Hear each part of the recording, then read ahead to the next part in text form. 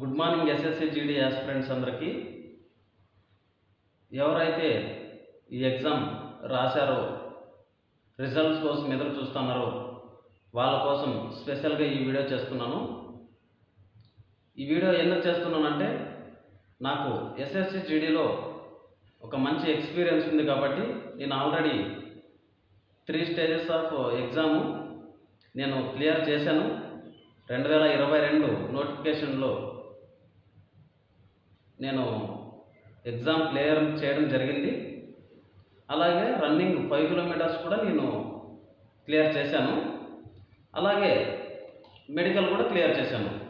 మరి మీకు ఈ వీడియో ద్వారా నేను చెప్పదలుచుకుంది ఏమంటే, మీరు ఎగ్జాము 2025లో రాశారు కదా, రిజల్ట్స్ మరి మాకు ఎన్ని మార్క్స్ వస్తాయి అనే మనకు ఒక డౌట్ ఉంటుందన్నమాట. అంటే ఎన్ని మార్క్స్ వస్తే నేను నెక్స్ట్ స్టేజ్కి ఎలిజిబుల్ అవుతాను, ఎంత స్కోర్ వస్తే నేను నా కట్ ఆఫ్ రీచ్ అవుతాను, నేను నెక్స్ట్ పీఈటీకి ఎలిజిబుల్ అవుతాను 5 కిలోమీటర్స్కి. ఇలా చాలా వరకు డౌట్స్ ఉంటాయి. ఇది కామన్, ఎందుకంటే నేను కానీ ఫేస్ చేశాను కాబట్టి చెప్తున్నాను. కానీ మనము కాన్ఫిడెంట్గా ఉండాలి. ఎందుకంటే ఈ టైంలో ఒక కాన్ఫిడెంట్ అనేది ఉండాలి. మనకు కాన్ఫిడెంట్ అనేది మనమే ఉండాలి. ఎందుకంటే అది ఎగ్జామ్ అనేది మనము చెప్పలేము. ఒక్కొక్క ఇయర్ ఒక్కొక్క మేము ఉన్నప్పుడైతే, మాకు జరిగిన 2022 2023లో నేను అప్పుడైతే ఎగ్జామ్ రాసినప్పుడైతే సేమ్ మాకు ఫస్ట్ టైం అప్పుడు సిలబస్ మారింది. అంతకుముందు 100 మార్క్స్ ఉండేది.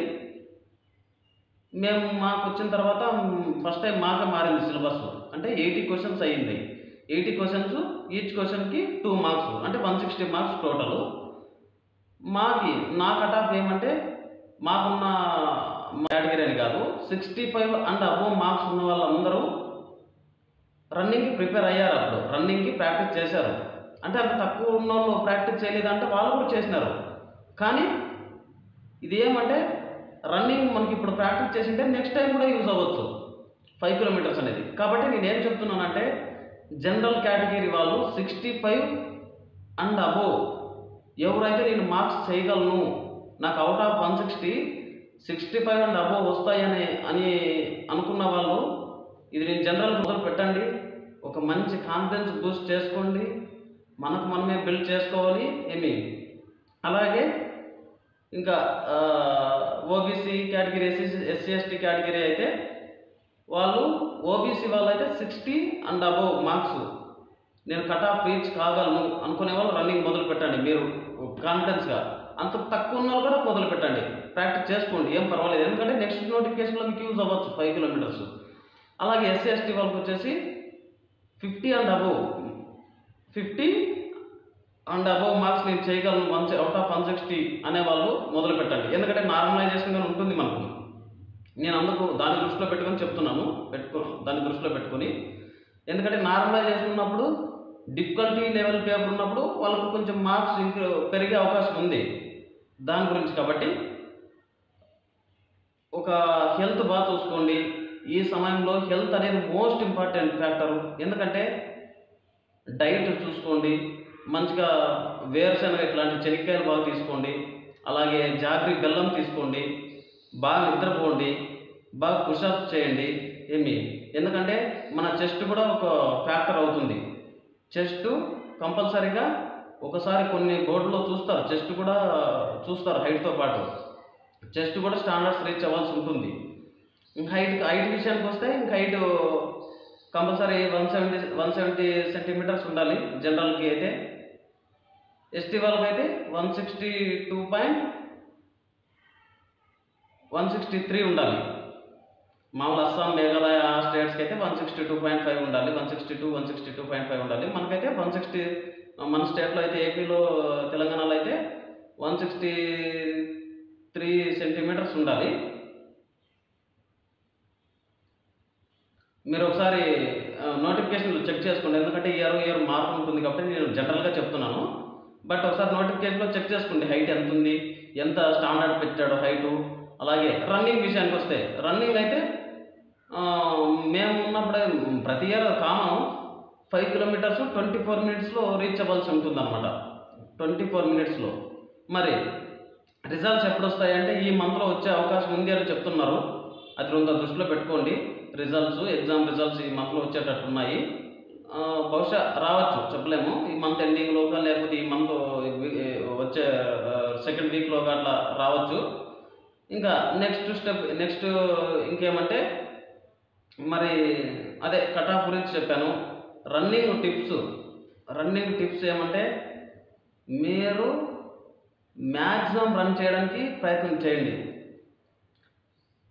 మీకు రన్నింగ్ కొత్త అయిందనుకో, మీకు ముందు ప్రాక్టీస్ లేదు అనుకోండి, ఫస్ట్ ఒక 2 కిలోమీటర్స్తో స్టార్ట్ చేయండి చిన్నగా.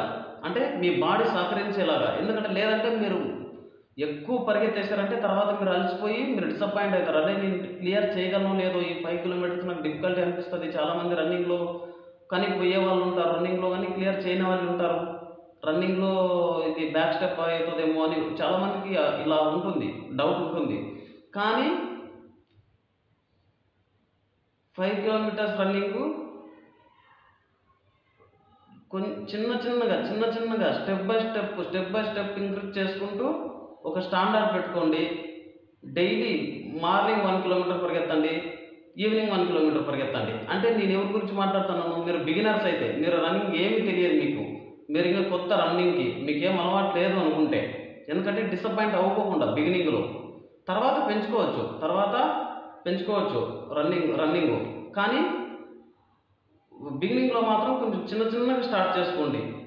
ఫస్ట్ కర్వ్ కొట్టుకోకుండా ఒక రోడ్లో కానీ అట్లా ఏదైనా మంచిగా ప్లేస్ చూసుకొని తార్ రోడ్ మీద కానీ కొట్టండి, లేకపోతే మట్టి రోడ్ మీద, రెండింటి మీద ప్రాక్టీస్ చేయండి. Morning 1 kilometre, evening 1 kilometre. ఇది స్టార్టింగ్లో, అంటే ఎవరికి రన్నింగ్ తెలియదు అనుకునే వాళ్ళకి. ఇంకా తర్వాత మీకు 1 వీక్ 2 వీక్స్ అట్లా అలవాటు అయిన తర్వాత పెంచండి. మార్నింగ్ 1.5 2 అట్లా పెట్టుకోండి, ఈవినింగ్ 2 పెట్టుకోండి. అట్లా అంటే రన్నింగ్ పెంచుకుంటూ పోండి. అలాగే ఇంకా కొంచెం అలవాటు అయినాక ఇంకా 20 డేస్ తర్వాత అట్లా అంత అలవాటు అయిన తర్వాత అప్పుడు ఏం చేస్తారు, ఈ మార్నింగ్ 3 పెట్టుకోండి, ఈవినింగ్ 3 పెట్టుకోండి. అట్లా అంత మన మీద మనకు కాన్ఫిడెన్స్ వస్తుంది. ఓకే, నేను రన్నింగ్ ఫిట్ అవ్వగలను, నేను రన్నింగ్ చేయగలను అనే ఒక కాన్ఫిడెన్స్ లెవెల్స్ మనలో పెరుగుతాయి. కాబట్టి ఎక్కువ పరిగెత్తేదాన్ని ట్రై చేయండి. ఇది బిగినర్స్ గురించి. అలాగే ప్రాక్టీస్ ఉన్న వాళ్ళ గురించి చెప్తున్నాను. ఎవరికైతే మేము ఆల్రెడీ ప్రాక్టీస్ ఉంది, మేము చేయగలమని కాన్ఫిడెన్స్ ఉన్న వాళ్ళు ఏం చేస్తారు అంటే, మీరు 5 కిలోమీటర్స్ ఎట్ ఏ టైం కొట్టేటట్టు ప్రాక్టీస్ చేసుకోండి. ఒక 1 వీక్ స్టార్టింగ్లో 5 కిలోమీటర్స్ నాన్ స్టాప్గా ప్రాక్టీస్ చేయండి. చిన్నగా మీరు టైం పెట్టుకోండి. ఎంతలో రీచ్ అవుతున్నారో చూడండి. మీరు సపోజ్ 25 మినిట్స్ అట్లా వస్తుంది అనుకోండి, ఓకే బాగానే ఉంది, ఏం పర్లేదు, ఇంప్రూవ్ అవుతుంది. అండ్ అబోవ్ ఉన్నా పర్వాలేదు, 30 వరకు ఉన్నా కూడా పర్వాలేదు, ఏం పర్వాలేదు. చిన్నగానే ప్రాక్టీస్ చేయండి, అవుతుంది, నిదానంగా అవుతుంది. తర్వాత ఏం చేస్తారు, 5 నుంచి 7 8 అట్లా పెట్టుకోండి ఒకరోజు. అంటే మ్యారథాన్ లాగా 8 కిలోమీటర్స్ అట్లా పెట్టుకోండి, మార్నింగ్ అని ఈవినింగ్ అని. ఇది వీక్లీ ట్వైస్ అట్లా చేసుకోండి. అంటే వారానికి ఒక 2 సార్లు 8 కిలోమీటర్ల వరకు 10 కిలోమీటర్లు పరిగెత్తడానికి ట్రై చేయండి, వారానికి 2 సార్లు. ఇంకా మామూలుగా రోజు 5 కిలోమీటర్స్ పరిగెత్తేటట్టు చూడండి, ఓకేనా. అలాగే మీరు లాస్ట్కి అంటే రన్నింగ్ మీరు టైం పెట్టుకుంటూ మీరు 10 km పెట్టుకున్న తర్వాత ఒక నెక్స్ట్ 2-3 డేస్లో, ఒక 4-5 డేస్లో టైం పెట్టుకోండి. 24 మినిట్స్లో నేను రీచ్ అవుతున్నాను, నా టైం ఎంత పడుతుందో చెక్ చేసుకోండి, సరేనా. ఇది రన్నింగ్ టిప్స్. ఇది ఎగ్జామ్ గురించి కట్ ఆఫ్ గురించి చెప్పాను. ఇందులో ఉంటే మీకు రన్నింగ్ ప్రాక్టీస్ చేయండి అని.